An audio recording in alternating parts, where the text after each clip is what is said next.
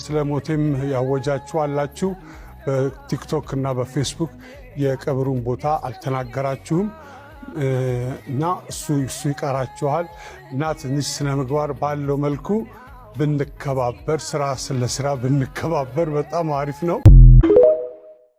ኢና ሊላሂ ወኢና ኢለይሂ ራጂዑን። በሰማነው ዜና በነጻነት ወርቅነህ ሞት እጅጉን ሁላችንም ማዝነናል። ነጻነት ወርቅነህ ለበርካታ ጋዜጠኞች ምሳሌ መሆን የሚችል ሰው ነበረ። ኮሜዲያን ነጻነት ወርቅነህ የቤተሰብ ጨዋታ በተሰኘው ፕሮግራሙ ላይ በተለይም ለበዓላት ወቅት ለሙስሊሙ የነበረው ክብር ወደር አልነበረውም። ታዳጊዎችን በውብ ድምጽ ቁርአን እየቀሩ አስደምጦናል። ማንነታቸውን እንዲገልጹም በማንነታቸው እንዲኮሩም የበኩሉን ሰርቷል። ይህ ድርጊቱ ለሌሎቹ ምሳሌ መሆን የሚችል ነው። ነጻነት ወርቅነህ እጅግ ተጫዋች፣ በቀልድ እያዋዛ ቁም ነገርን በማስተላለፍና እውቅናን ያገኘ ህዝብ ዘንድ ተወዳጅ የነበረ ባለሙያ ነበረ። አላሁ ተዓላ ለቤተሰቦቹና ለመላው አድናቂዎቹ መጽናናትን ሁሉ እንመኛለን።